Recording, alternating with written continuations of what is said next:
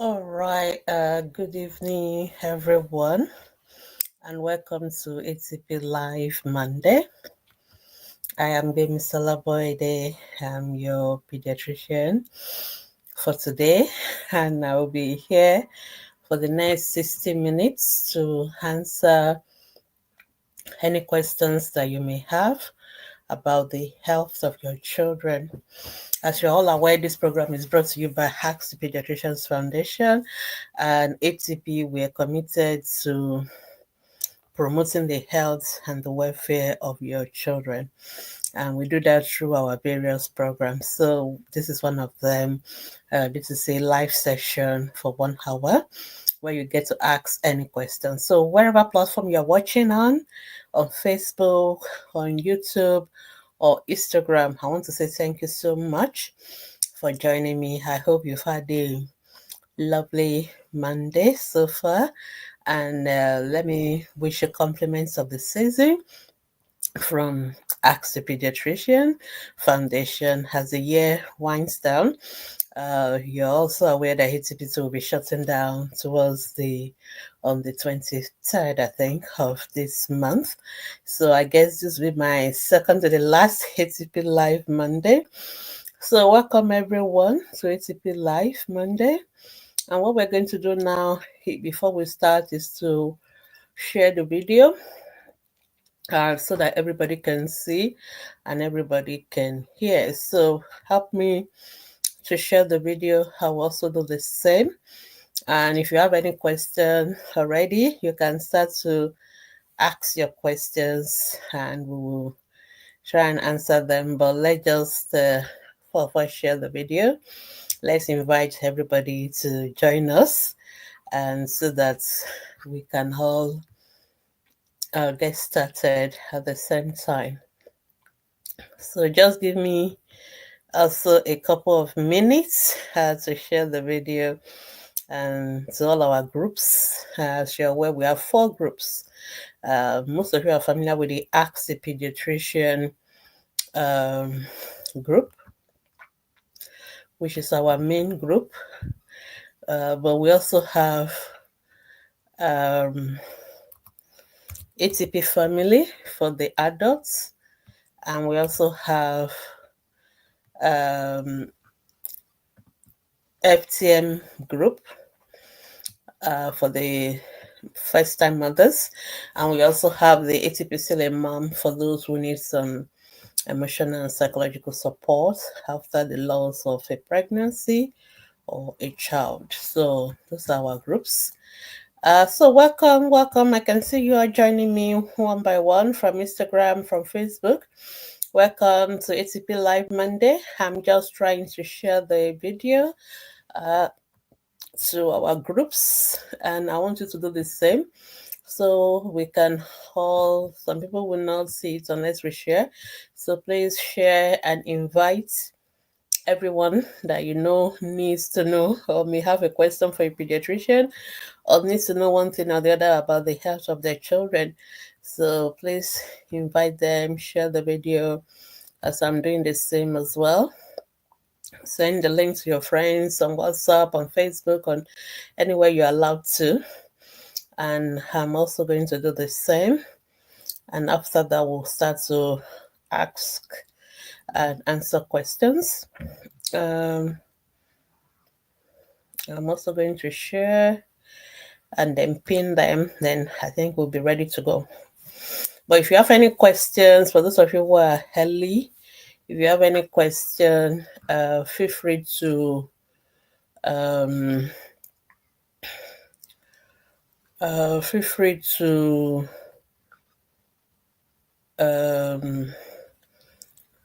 post your question now. You can just start with the age of the child. Let me know the age and then what exactly your own concerns are with the child, and then we will answer. Okay, yeah, don't worry if I'm a little bit distracted. It's because I'm still sharing the video, and so I'm trying to make sure that everybody can see me and they can hear me. So welcome everyone. Welcome How has your day been? I hope you had a lovely day. Right. And I hope the weekend was good as well.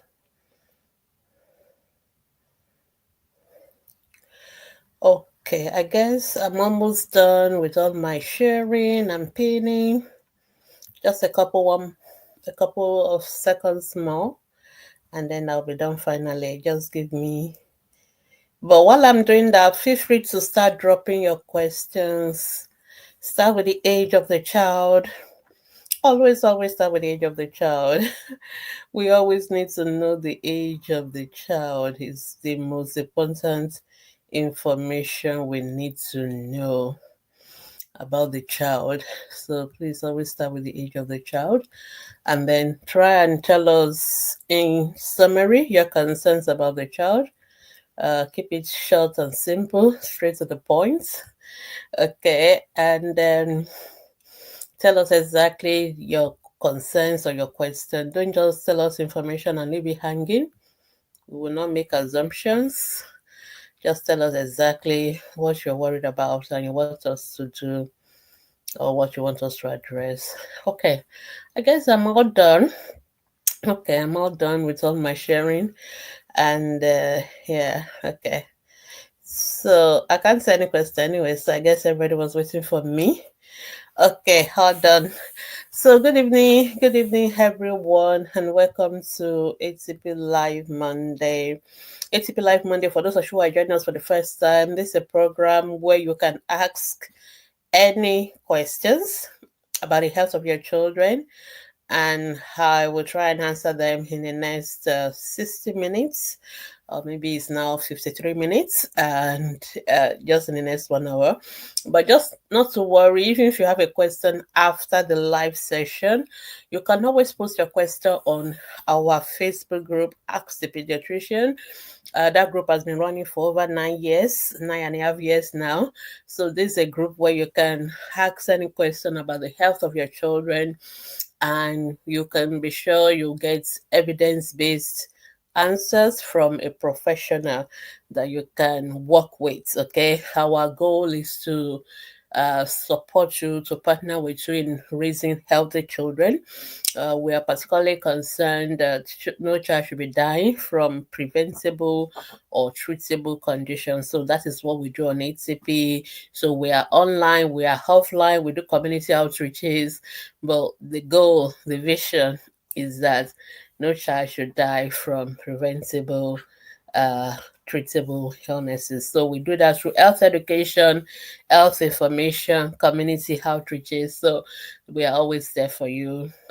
And we are there on all our social media platforms. We have our own website as well. So feel free to always engage with us. And if you want to really know more about raising healthy children. All right. So if you have any question, please post your question now. Doris, good evening. Thank you so much for coming online. I am going to be here till 7 p.m. West African time to answer your questions. Right now, I can't see any questions, so I guess people are still joining and joining. So let's just wait a little bit. But if you have any questions, feel free to ask your questions now. And while I'm waiting to answer those questions that people are going to ask me, I just want to give us these little tips about the holiday season. Hopefully soon the school will close down for Christmas, and many of us, especially those of us in Nigeria, we love to travel to our home, usually our states in the villages, to celebrate Christmas with the grandparents and other family members, which is quite a good thing to do. But one thing, and also unfortunately, ATP is also going to close down for Christmas because all of us deserve a break during the holidays to enjoy. So those of you who always use ATP as your plug for if I have a question, just go to ATP to ask. Also, you may not have access to our group will be there, but we won't be able to answer new questions, but all the old questions are there for you to search for yourself. So it's important for you to always plan ahead about the health of your children. I always get questions like, oh, my child is having these health issues. The fact that children are on holidays or they're in the villages does not mean things can still not happen.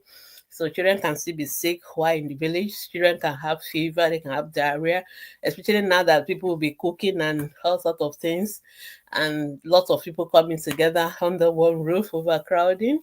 So children can be sick even in the villages. And one issue parents always do is that, oh, I'm in the village, oh, I can't go to my doctor now, I can't go to I don't know which hospital to go to. That is why I'm actually giving you this talk now. You cannot just travel with your children and not have a plan of what to do should they become sick. That is absolutely not right. That is being irresponsible. So if it is your decision to take your children on a journey to the village, you must be prepared to know what to do should there be emergencies while you are away. Okay, you must be prepared. Number one, if your child is a child who is on medication, so for those of us that have children with sickle cell anemia, please go with their drugs. For those of you who have children who are asthmatic, please go with their inhalers. You may not likely find it to buy in the village. Make sure you pack all the medications. Make sure you have that. That's number one. Then, even for your children who don't have any health issues, who are not on any medications, please and please go with your first aid kits, not necessarily a box, but have some what I call emergency supply of medications with you. So your paracetamol should be there, okay? Your ORT sachet and oral zinc should be there because you don't have diarrhea while you're in the village. Your paracetamol, your ibuprofen, it should always be there. You should have your iodine, TCP, wound dressing, like if a child has a cold or something, you should always have that as with you. So always pack those along with them. Feel free to ask your questions. So I'm just giving basic tips for the holidays while I'm waiting for you to ask questions. So if you have questions, don't mind my talk. Just ask your questions and I will answer them. But while I'm waiting for people to ask questions, I'll just continue with my tips. So please, if you're going for the holidays, make sure you go with your children's regular medications. Make sure you go with also emergency drugs. Have your things like your anti-malarials and all that. That's number two. Another thing you need to do is please know where the nearest hospitals to where you are is. I don't get questions like, I'm in the village, there's no hospital here, I don't know where the doctor is here. No, that is being irresponsible. You cannot take your children to a place and not know where to take them. Number one, you should know. It's part of what you should do. It's part of research you should do. So you're going to your village, know where the closest health center is, the closest general hospital, the closest teaching hospital, because it's not everything that they can do in health center, and not everything they can do in your. So you must know where those places are. You must know how to get there if there's any emergency. So if you are not driving, you must know, if I need to get to the hospital, how long is it going to take? Is there a cab? Is there a public transport? Is there something that I can take, that can go with, that will make it easier for me to get there? And you need to know that information as well. Please, you should know that before you go. You must have that information at your hands. Or if you are using private hospital in Lagos or something, like, you can have the hospital number and let them know that if you need to call them, you will call them. So as well, that may also be helpful, but also know where the closest hospitals are to where you are going. Yes, please ask your questions. CC Stitches, ask your question. You can ask questions about teenagers. As long as it's a child, teenagers are children. I know they don't like to say that. They don't like to hear that. I know. But by definition of a child, according to the United Nations, is any person, any human being who is less than the age of 18 is still classified as a child. And that person falls under the category of a pediatrician. So teenagers are children and they are under the care of pediatricians, even though they like us to treat them as mini adults. No, but they are not. Okay, so I got one question. Hassis Feikem, say, good evening, doctor. My daughter is 3 years old, no speech. Okay, she was referred to the community pediatrician. Good. But after 2 appointments, the doctor discharged her that she does not need what? So has she seen a speech therapist? Has this Feyikemi? Okay. So and then when the doctor discharged her, what did the doctor tell you? Obviously, a child, a 3-year-old who is not talking, there's something not okay. Okay, so it's autism is an evaluation that has. She does not need autism. And yeah, the child does. The fact that the child is not talking does not mean the child has autism. Autism is not the only reason why a child cannot talk, but why is the child not talking is what the pediatrician should be telling you. So if it is not autism, it could just be speech delay. It could be part of what we call global developmental impairment or learning disability or intellectual disability, depending on which terminology you like. Or it could be, other things. So you need to ask the pediatrician what exactly is the reason why your child is not talking at 3 and what should you do about it. That's the most important information to ask. So autism is not the only reason why a child may have speech delay. So which is why these days we are moving away from all these labels. We want to focus more on how to help the children, really. So it's not about the label. Okay, so for your child who is not talking, irrespective of whatever the reason the child is not talking, the important thing is for the child to get support around talking. So we focus up with the speech therapy, and a speech therapist will see the child irrespective of the diagnosis. That's number one. So but it seems like the community pediatrician was trying to see your child for speech for autism assessment. That's not really where to start.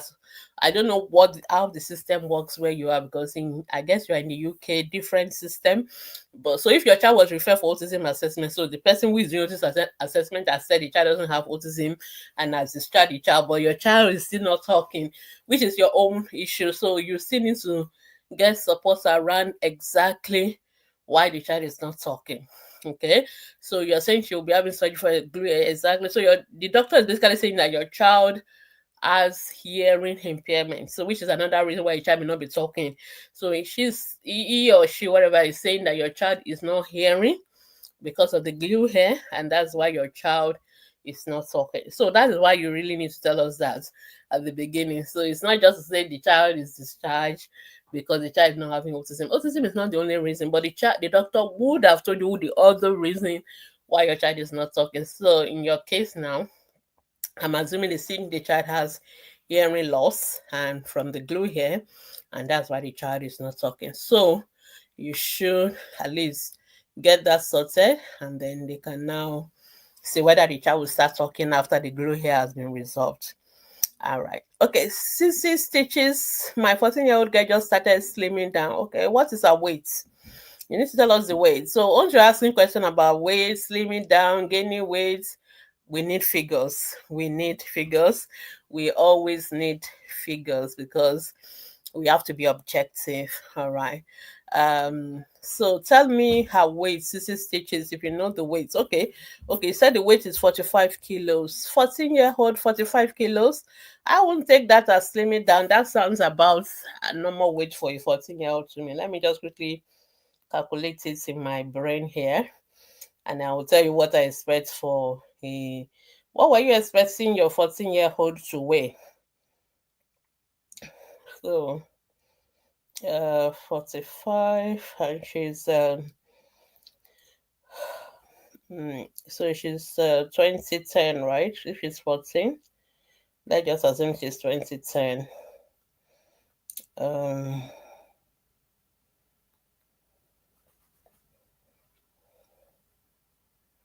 Okay, I'm female. Oh, sorry, I'm coming back. So I'm trying to calculate your child's 45 kilos, what center it belongs to, then I'll tell you whether it's normal or not. Yeah, so 45 kilo is normal weight for a 14-year-old. That is not slimming down. That is normal. So if your child was weighing more than that before, maybe your child was actually overweight, and now because she's stretching or she's growing taller, most likely she's not actually now getting to a normal weight. It would have been nice for you to give us what it was before, what it is now, because you think she's losing weight, but 45 kilos is still absolutely normal weight for a 14-year-old. So I'm not worried about it at all. So just leave it alone. So and teenagers are also very sensitive about their weight. So just make sure you are not putting her under any pressure about it. There's also this peer pressure of everybody looking this particular size and all that. So we don't want to go into all that. But don't just let her be. Unless she was really, if you tell me her weight before, but honestly, 45 is just appropriately normal weight for her. So it's nothing to worry about at all. 60 stitches, I hope you're happy with that. I know that most of us parents want our children to be very big and fat at the beginning, but when they begin to get older, we now want them to be slim. So it's always a battle back and forth for pediatricians. But I just want to reassure you that the weight is fine and I won't worry about it at all. I think we can leave it at that. All right. Okay, let's go back to Facebook. I've got a question now. Felicia Bessie, good evening, ma. Thank you. I need your advice on my baby's health. Okay, that's why I'm here. My 5-month-old birth weight is 2.5, weight at 5 months is 6.6. That's perfect. I have been having low lactation for some weeks. She has been crying for more. Can I try and give formula? Why are you having low lactation? What's the problem? I'd rather focus on why you are having a low lactation. There's no reason why you should be having low lactation. So what you need to do is to let your baby suck more. And why do you think you have low lactation? Is it that you are not producing the milk, or because you think your baby is crying for more? Because we really need to know how you arrive at your low lactation. In other words, do you want to breastfeed the baby and no milk is flowing? Or is it because you breastfeed your baby and the baby keeps crying and then you think, oh, my baby is not getting enough milk because my baby is crying? I need to have the right scenario, because your baby's weight is absolutely perfect, right on point. So whatever you're feeding your baby is getting enough breast milk. That's what that tells me.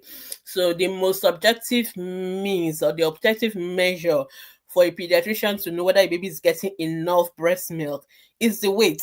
It is not the crying. It is not the number of times the baby suck. It is not how long baby stay on the breast. All those are irrelevant, but those are the things that mothers use. But that is actually irrelevant. The most objective way for us to know that baby is getting enough breast milk is from the weight of the baby. The weight is not going to lie. All right. So that weight tells us that baby is getting enough, because baby need to take enough breast milk to gain weight. Okay. So if you're 2.5 kilo, most babies actually double their birth weight at 5 months to 5 to 6 months. So if your baby is doubling, that will be 5 kilos, but your baby has more than doubled. So which your baby is already 6.6. So it's more than even what we expect. So that is perfect. So the baby does not need any formula. Keep breastfeeding. And when your baby is 6 months, then you can start complementary feeding. Don't be under pressure. Don't let anybody pressure you. Don't be moved by any other so-called reason why you think you have low lactation. I think you are lactating well enough. Just keep breastfeeding your baby, and when your baby is 6 months old, you can now start from complementary feeding. I hope that's helpful. If you want to give me further clarification, Felicia, feel free to do that. Yeah. Okay. She says she's the smallest in her class.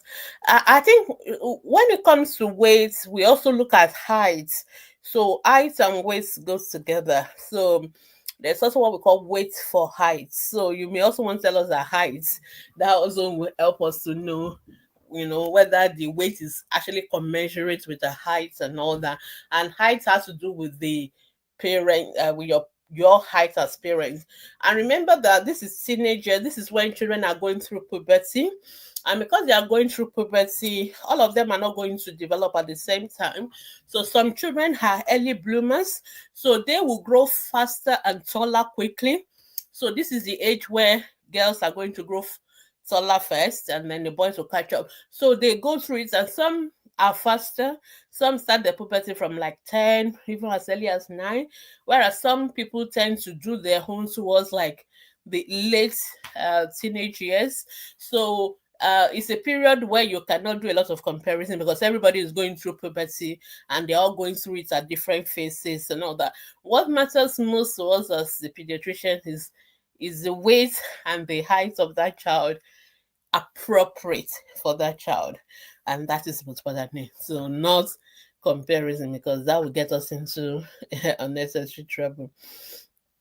Okay, all right. Ogo is saying, can a boy of 9 years, what can make a boy of 9 years not to be able to read a passage and explain it? Okay, reading and forgetting, but every other aspect of his milestone is okay. Okay, so if a child has problem only with reading, we call that dyslexia. So there are two kind of uh kind of disability we talk about when it comes to academics. We talk about intellectual disability, which is general. In other words, the child is developmentally low in all areas, or at least 2 or 3 areas. So we tend to use the word learning disability or intellectual disability. Americans will use intellectual disability. The UK people tend to use learning disability. However, we also have, of course, specific learning disability, which is why I actually prefer to use the word intellectual disability. Now, specific learning disability is when the child has only one aspect of the learning that the child struggles with. So a child who struggles with reading, we call it dyslexia. Why a child who struggles with mathematics, we call it dysgraphia. Sorry, dyscalculia. And then the child will struggle with writing, we call it dysgraphia. So we have all those different kind of learning issues. So if your child is only struggling with reading, it's most likely a dyslexic child. But I don't want you as a parent to make that diagnosis, because even though you have told me that all other aspects of that child's development is normal, I cannot take that from you. A pediatrician or a psychologist has to do a formal assessment. So if your child is struggling in school with learning, reading, forgetting, you need to discuss first with the school. Some schools can get educational psychologists to do an assessment for the child, and they can also figure out whether it's just a reading only that the child has problem with, or the child has general learning issues, which is intellectual disability. Or you can also see a developmental pediatrician. We also can do that assessment, and then we can give a diagnosis, and then we can now talk about how to support the child. But we need to know which one it is. But some children can have that kind of issue, so that will be helpful as well. Okay.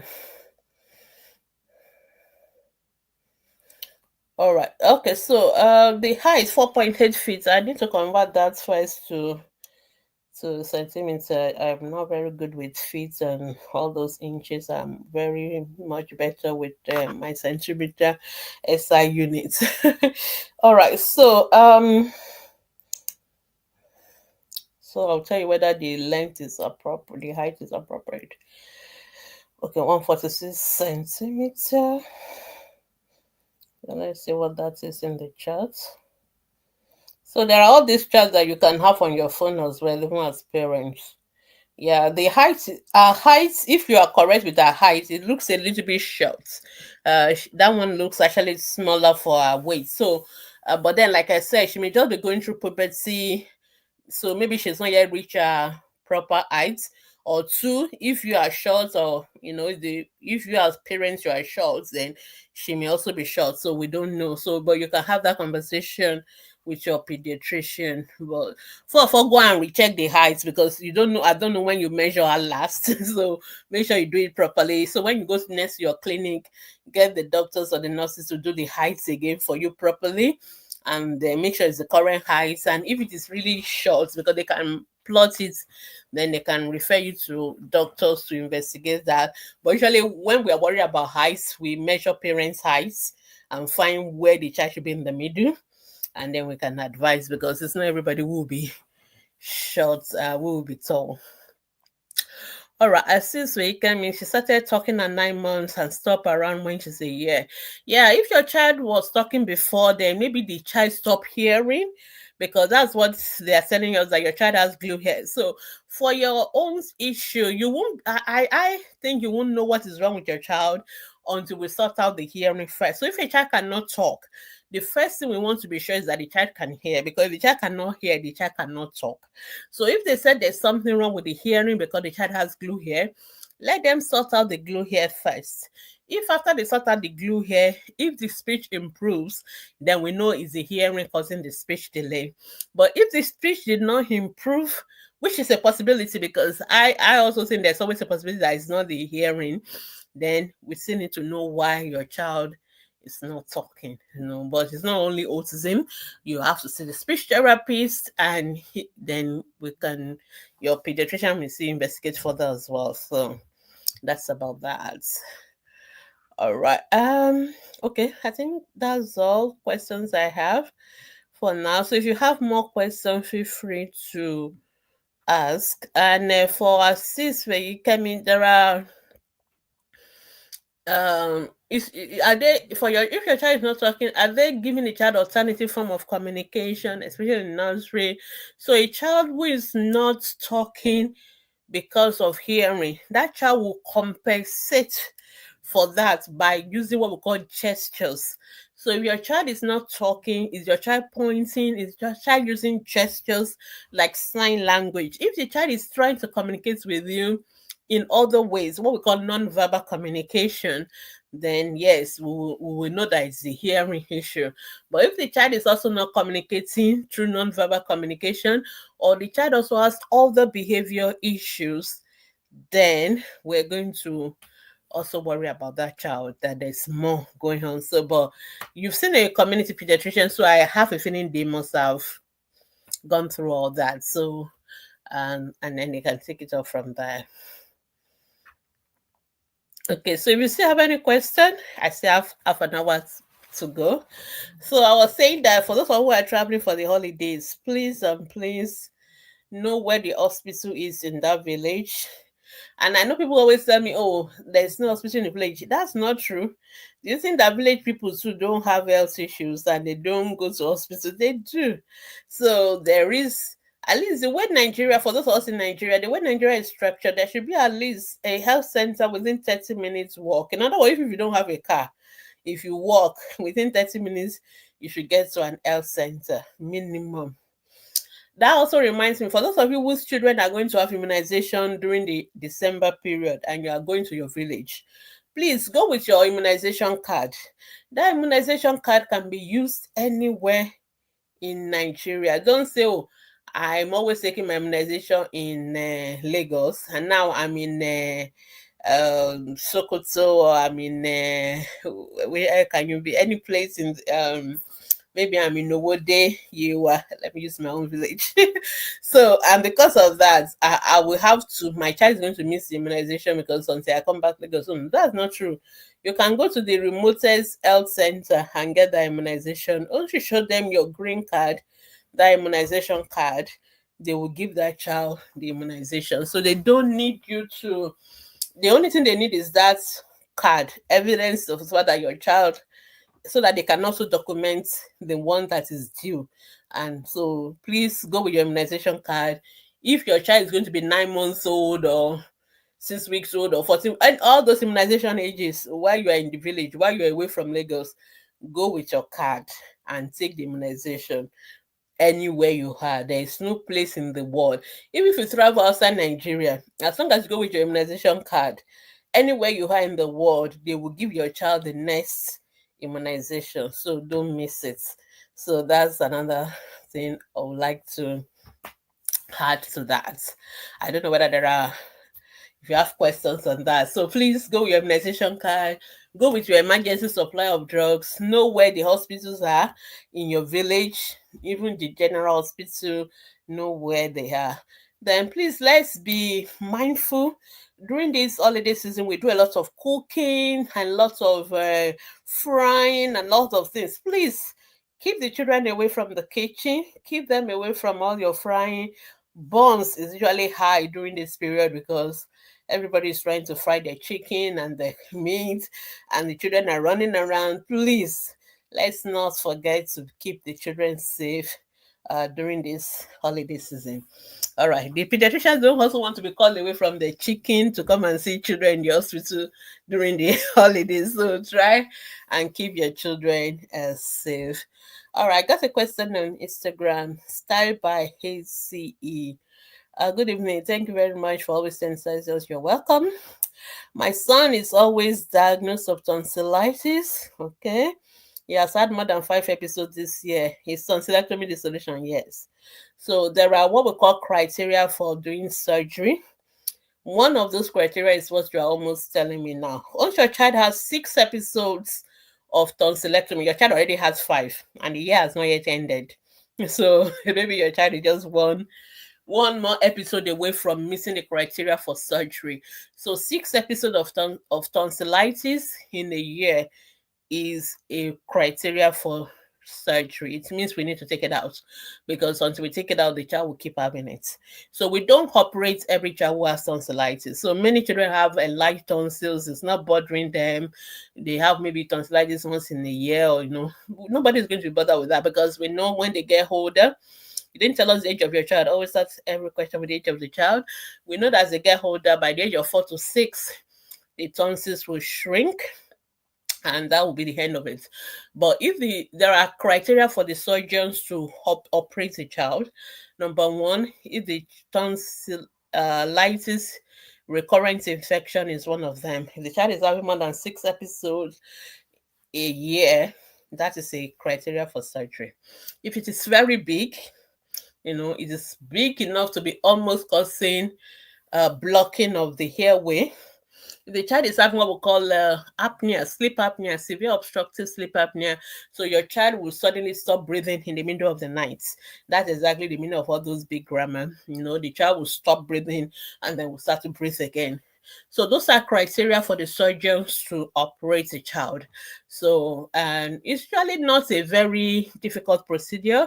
It's usually a day case procedure. They do it, you go home the same day, or at most the following day, and the child will start eating same day sometimes.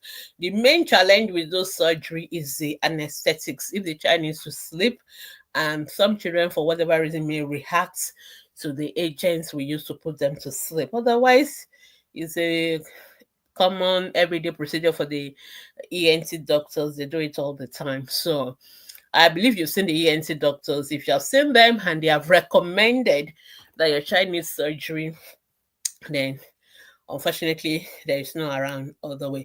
Trust me, because I see a lot of parents asking this question and they are so scared. The doctor has suggested surgery. And, trust me that the doctors will only suggest surgery only if your child needs it, because the surgeons also don't like to go and open children up. They don't like to operate children. So most people don't like to operate children. So by the time doctors are telling you your child needs surgery, trust me, there is no alternative. If there's an alternative, they would have told you. So because parents sometimes come to us as if it's as if the doctors just want to make money, or they just want to operate my child. Most doctors, I can't talk about adults, but when it comes to children, most doctors don't like to operate children. Honestly, they would rather not operate the children. But if they know that that's the only solution, that's why they will tell you they have to operate. So you have to trust and believe and hope it all goes well. Otherwise, yeah. Okay. Facebook, I still don't have any questions, so let me continue. All right. Still talking about holiday tips. I know children like to, they are free, they like to run around and all that, so it's fine. But please, let's keep the house safe. Let's keep the children safe. Let's make sure the house all the areas where we are their child safe. Let's make sure there's something like slippery areas where children are running around. Let's make sure that in all the excitement, they are not going to fall. Let's cover all the electric outlets. Let's keep poisons away. Let's keep our drugs away from the reach of children. All these mothers that do all the nice hairdo, and we put a lot of beads on the children's hair. Yesterday, I was here answering a question about a child who swallow a bead. Please make sure that if you have to put beads on the children, make sure you keep the rest of the beads away, and make sure the ones in the hair, they can't take it out themselves because they will swallow them. And usually for children who are 3 years old and below. So these are basic things that sometimes we take for granted, but they can make a whole lot of issues. And I guess the last thing any mother wants during the holiday is to have to go to the hospital because a child has had an accident or a child has ingested the wrong thing, and all the joy and all the festivity will be cut short so quickly. So we don't want that to happen. So in as you are preparing for all the usual preparation, buying the chicken, buying the rice, please remember all these health tips as well, and take them along with you as you are going on the holidays. And remember, if you have any question, you can always ask us on ATP. We will still be around until I think the day before Christmas Eve. So just the week before the Christmas here. So we'll still be around till the 22nd. So from 23rd, we will not be here. But if you come to our group, you can always ask your questions. Just type in the search box. I doubt there's any question under heaven that we haven't answered, so just type the keyword, vomiting, diarrhea, swallow this, fell, whatever, and you will come up with the answer, like first aid answer, what you can do. And then, of course, I've told you, you must know where the hospital is, you must know how to get there. That is your responsibility as a parent. But the most important thing is to keep our children safe during these holidays. All right. Okay. I got a question on Instagram. Miss Fumi, I think Facebook today is on break. Last week, I think it was Facebook. Instagram is the one on today. Miss Fumi said, good evening. Since the past 2 days, my baby has been less interested in getting breastfed. I don't know if it is stating or so. It's 4 months old. It could be, it doesn't have to be anything. Okay. You don't always, so when babies are getting bigger, they are becoming more interested in other things than your breast. Okay, so usually babies in the first 1 month, the only thing they do is suck and sleep. They are not bothered with anything else. But as they get older, as they get bigger, they can keep their head up. So they tend to look around, which is what we expect. We want them to be interested in the environment. We want them to look around. And for mothers that you think that once your baby is awake, they have to be sucking continually. No. So let them also play, let them look around, let them interact, explore the environment. That is absolutely fine. Also, at this age, babies are becoming more efficient. So they have been sucking for 3 months. So they definitely know how to suck now. So they don't need to stay on your breast for 1 hour, for 30 minutes. So they can suck more efficiently. So even within 5 minutes, they drain the breast because they are more efficient and more effective with sucking the breast. So it looks like the duration is shorter. It looks like they don't stay longer on the breast. It's because they are becoming more effective and they can easily suck quickly, and then they're also becoming more interested in the environment. The best way to know whether your baby is taking enough breast milk or not, for those who were here at the beginning, I've already said it is the weight. It is not the how long your baby stay on your breast. It's not how many hours they suck. It is not all that. It is the weight. So the most important thing for you to check is the weight of your baby. So when you go for your next immunization, I don't know whether you've done your 14 weeks or you're just going to go for it. Um, just make sure they check the weight. And as long as baby is gaining weight steadily, that means baby is getting enough breast milk. It is no a matter of how many hours baby has to stay on the breast. And actually, at 3-4 months, we expect them to have more interest, look around, play with toys. So get the child toys to play with, transfer things from one hand to the other hand, smile, laugh, cool. Those are things we expect from a 3 to 4 months old. We don't want them to be on the breast 24/7. But at the same time, we don't want baby to so your baby should be sucking at least every 3 to 4 hours. So when your baby is sucking, sometimes some babies, because they are getting too distracted as well, they may suck 1 second and they want to look around. So if you think your child is becoming too distracted as well, you can also learn to breastfeed in areas where there are less distraction, maybe in your room, a little bit blacking out, not too much of where the TV is on, the sound is on. There's so much stimulation around. So you don't want that. So if you notice that, you may want to go and breastfeed in quieter, less stimulating, usually the bedroom aspect of the house. And that may also, you may find that helpful as well. I hope. Okay, yeah. I guess you are fine with that, Miss Fumi. All right, we finally got another question on Facebook. Bridget say, good evening, ma. I don't know what they say also mean, but it said 2 months now. A child has been yellow. Okay, her mom has been taken to the hospital. They keep referring her from one hospital to another. They later diagnosed biliary atresia, yeah, most likely. But they refer them to lawsuits, and they kept saying they should come back.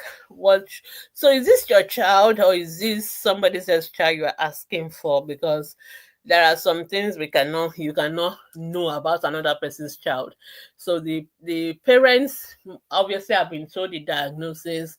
They've been told, I'm sure they've told them what they want to do in lawsuits. So the parent may not always tell you everything they tell them. So I don't know whether you are asking as just an interested person, or you are the parent. If you're not the parent, I don't think it really matters, because if the parents have been to lawsuits, which is a teaching hospital, for a child who has biliary atresia, they would definitely need surgery.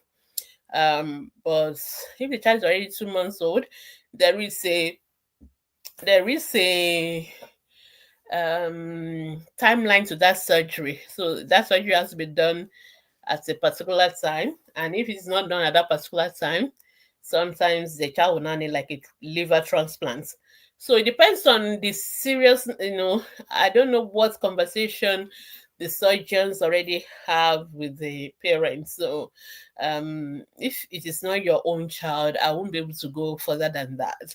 So but if it's a parent themselves asking this question, then I can ask them, what did they tell them, what is the plan, so because that is the most important thing. What is the plan for biliary atresia? For those who may be wondering what is biliary atresia, so we all have what we call gallbladder. So the liver does a lot of like metabolism work, do a lot of clearing of dirty stuff and all that out of the body.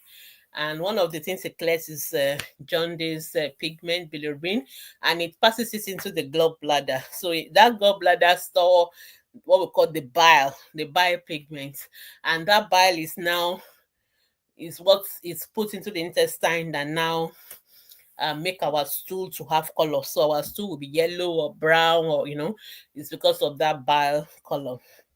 Now, for children who have biliary atresia, there is lack of communication between the liver and the gallbladder. That is basically what is happening. And so the stool will usually look pale color or harsh color, like whitish stool, because the bile is not being added to the stool, and that is why that bile will not get circulated in the blood. It won't be passed out in the stool, and that's why the child's eyes will be yellow, and it's one of the causes for what we call prolonged jaundice. That's why the child has been having jaundice for 2 months. Okay, so usually what the surgeons want to do is to go and see whether they can open up a way for the bile to come out. Okay, and they have to do it within 8 weeks, to be honest.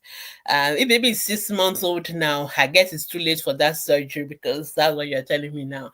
And if it's too late for that surgery, then what they just do is to monitor the baby, and then see how the child's liver function is going. And if it's not so bad, the child may still survive it, but if it is very bad, the child will need a liver transplant. So the parents should have that conversation with the doctors, and then they'll be able to tell them, yeah, it's your sister's child. Okay.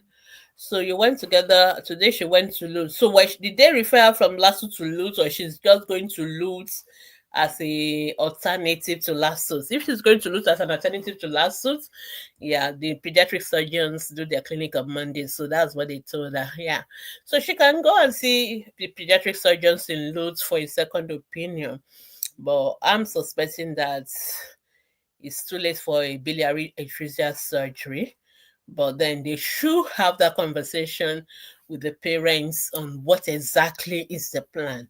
I think that is the issue here. I'm not clear whether the parents have been told what is the current situation and what is the plan, And sometimes doctors may say things and parents, you don't understand. And sometimes parents are so scared to ask questions. Please feel free to ask. You have a right to ask. You have a right to know. So when next, tell your sister when next she goes to the hospital, she needs to ask. That's the most important question to ask. What is the plan for my child? What are you planning to do? So are you operating my child? Are you going to do this? What is going to happen to my child? They need to tell her, and then she can take it up from there. Okay, I will just leave it at that. All right. Okay, I don't think I have any question on Instagram yet. So another question on Facebook. Onye said, my girl of few hours. Your baby girl of few hours. So you just had a baby. Congratulations. It's not breathing well. So I believe you are in the hospital. You should be in the hospital. Onye, if you are in the hospital, let me know you're in the hospital because you just had a baby. If your baby is few hours, your baby should be in the hospital. And if your baby is not breathing well, that is not for you to worry about. That's for those of us who are with you in the hospital to be doing. So if you just had a baby, you should be in the hospital. If your baby is not breathing well while you are in the hospital, please call the doctors, call the nurses, let them come and check the breathing of the baby, and they will tell you what to do. She makes noisy breathing sound, her cheeks when she breathes. I'm so scared. Just let me know whether you're in the hospital first. That's the most important information. I hope you are not at home. The most important thing is that a doctor needs to check your baby. We always need to examine every baby after they're born.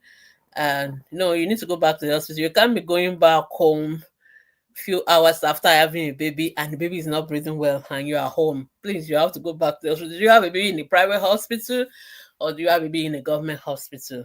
Whichever one. This baby has to be seen by a pediatrician. So you need to go back. You need to go back now. You need to go back to the hospital.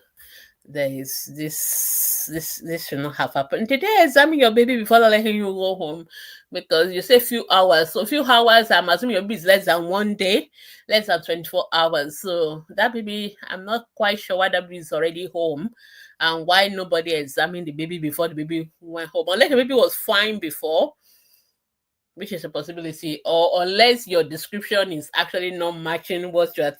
But even all the same, I think I'll be more comfortable if a doctor, a pediatrician preferably, sees this baby and examine the baby and make sure there's nothing wrong with the baby. So it's okay to go back to the hospital. Please, that's a little bit not appropriate, really. Okay. All right. Thank you so much. Yeah. Okay. Bridget, yes, have that conversation with your sister. Feel free to put a post on our Facebook group and let me know whatever it is they say, or send us a WhatsApp message. So I just really need to follow up with that with you. At least I know last suits doctors. At least I can ask one of the pediatric surgeons who is also a member of ATP, at least to follow up for you on that baby to really know what is going on. So send me a WhatsApp message and let me know you are the one that has questions about biliary atresia. So when you send me a private message on our WhatsApp number, put the name and the date of birth of the baby, then I can follow it up with the pediatrician in lawsuits, the pediatric surgeon. At least I'll have somebody who can find out for you, and then I will let you know what it is they say. But it's okay. At least it's important thing that baby get the right support. Okay, all right. Yeah, Onye, please go back to the hospital and also let me know the outcome. It may be nothing. I'm not saying there's anything wrong with your baby, but I think I'll sleep better if a colleague sees the baby and after the colleague are finished seeing the baby, they tell me there's something wrong. Sometimes it just be there's, there's still a little bit of water in the chest, that the baby is clearing, but we just need to be sure. And sometimes some children have heart problem, and the only way they start manifesting is the breathing as well. So we just need to be sure everything is fine. Your baby should have been examined before you went home. That is what we call newborn examination. It's always good to say these things, because sometimes I know that some of us as parents, it's not our fault. We don't know what is to be expected, and our doctors, and it's not every hospital that is working at the same standard. But every newborn baby should have a physical examination before they go home. They must have it. And as much as possible, I'm not a fan of babies going home on that first day, unless you are living in a place like United Kingdom, because in United Kingdom we have what we call health visitors. Health visitors will go to the house and they will see the baby, so we know there's somebody who is checking up on the mother and the baby. But in countries like Nigeria, where we don't have that kind of facility, nobody is going home to check nobody. I don't want you to. I don't think it's appropriate for you to leave hospital until after 24 hours minimum. Sometimes the baby is going to have jaundice. How are they going to pick it up? All those little things. Baby needs to be examined. Nobody has done all that. So please, and I know sometimes it's about bed space, money, but babies should not go home quickly if they are not going to be followed up at home by a doctor or a nurse. So if that's the situation, then it's better you stay in the hospital for at least 2 days minimum before you take your baby home. But if you live in a country where we have health visitors coming to the house, yes, that is fine, so, and that'll be fine. So Bridget, if you look on my screen now, there's a WhatsApp number on that screen. So just look at the screen. That's the number. It's showing on the screen. There's something like a little text message running on that screen. Right now, it's actually what is showing on the screen. I say send WhatsApp to +2349056916818. Or if you just ask on our group, somebody will send you that number. But it's actually showing on the screen right now. That's ATP WhatsApp number. You can always ask us. All right. So our time is up. We got to go. But just to remind us that if you have any questions about the health of your children, ACP will see here for you. I will see you next week. That will be my last Monday, I guess, for this year, 2024. Oh my goodness, it's been awesome doing about 45 episodes of ATP Live Monday with you. So thank you so much. But if you have any questions still, and for those of you who are watching the recorded episode, because some of us are just coming late and we are watching the video, but if you are watching the recording, you know what, you are done watching at 6 p.m. Monday evening in Nigeria, please, if you ask your question, I won't be able to answer it because I won't be live anymore. So what I mean is I won't be live on ATP Live. Not that I'm alive, I'm not alive. I won't be live on the ATP Live Monday. So what you need to do is to post your questions on our Facebook group, Ask the Paediatrician Facebook group. The groups and we also have ATP Family for the adults and 2 other groups. The groups, please post your question in the right group. If you have question for children, put it in Ask the Pediatrician. You have question for adults, put it in ATP Family. Don't put your question across. There's a reason for that, because we need to signpost you to some resources and we have to do it in the right group. All right, so post your questions there. The groups are open from Mondays to Saturdays and 24 hours each day. The only day we're not open is Sundays. And like, just to remind you that we'll be going off here from the 23rd of December. So don't come on 23rd and say, oh, where's Dr. Gbemi? I won't be here. I'll be home preparing for Christmas. So we won't be here from the 23rd, and then we'll be back, God willing, God keeping our lives, 6th of January, I think. Let me just check the calendar. Yeah, we'll be back 6th of January. That will be our first ATP Live Monday for 2025. So wow, that sounds amazing. 6th of January 2025, another year. So that's where we'll be back. So, and 2025 is going to be ATP 10th anniversary. So we've been doing this for 10 years. Amazing. So I'll look forward to seeing you next week Monday, and after that we'll be saying goodbye till the 6th of January 2025. But in the interim, feel free to post your questions on ATP Facebook groups. Myself, my colleagues will be there to answer your questions and provide you answers. And if you want to listen to past videos, you are welcome to check on our YouTube channel. You are welcome to listen on our podcast. You are welcome to check our website. So we have loads of resources everywhere for you. Check them all out, and I'm sure you will learn a great deal. So till I come your way again next week, by God's grace, have a wonderful evening. And it is bye-bye from me. Bye-bye.